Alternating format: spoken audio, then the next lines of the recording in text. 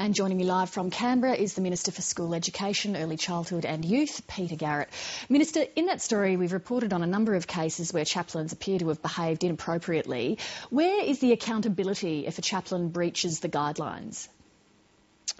If a chaplain breaches the guidelines and there's an investigation that shows that that's taken place, then the funding can be withdrawn. And in all of the cases, allegations are thoroughly investigated, Lee.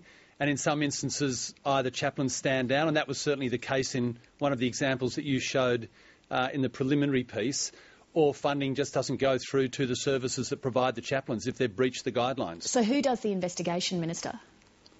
The department. So how hardline is the government on this? For example, will chaplains who push their religion on students be removed from their positions? There's no question at all that the guidelines are very clear that chaplains are not to push a religious point of view. They are not there to proselytise. And that is very clearly the intention of the delivery of the program. And my expectation is that each and every chaplain that's involved in this program will vigorously and religiously, if I can use that expression, adhere to those guidelines. So will they be removed if they disseminate religious material or push their religious views? Well, any breach of the guidelines means that there would be an investigation by the department. If it's found that, in fact, those guidelines have been breached in that way, then there won't be a continuation of funding under the program. We're very clear about that. Look, I guess the thing I'd say about what we've just seen is that any instance of chaplains breaching the guidelines or the code of conduct both is unacceptable and ought to be investigated.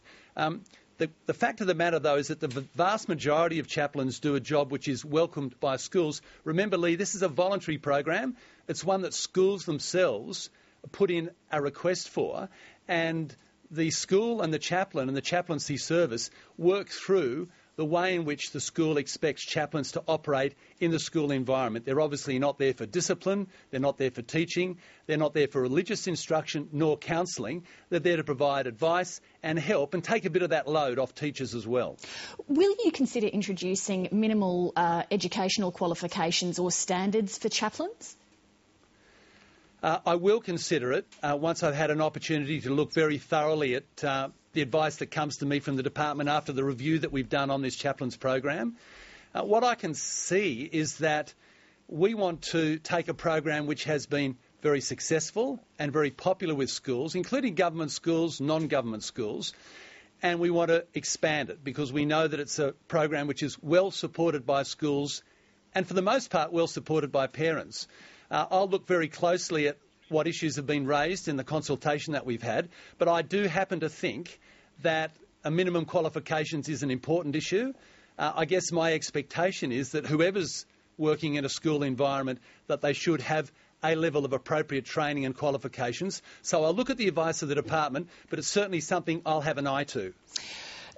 You talked about expanding the program. There are going to be another 1,000 chaplains going into schools over the next year or so. The separation of church and state is one of the principles underpinning our democracy. Why is there any place for chaplains in state schools?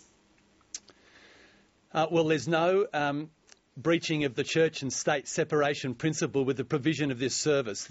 As long as the chaplains abide by the guidelines. Well, absolutely. That's exactly right. That's why we've got guidelines. That's why we have a code of conduct. And that's why, for example, in the Scripture Union case, we've required Scripture Union to provide monthly evaluations for us to make sure that the chaplains under their care are actually delivering the service in the way that it's intended. I mean, just to give you a quick example about how it can work, after the terrible floods that people in Queensland experienced at the start of this year, we had a request for the provision for more chaplains to provide some assistance in schools like Lockyer and Grantham and the like.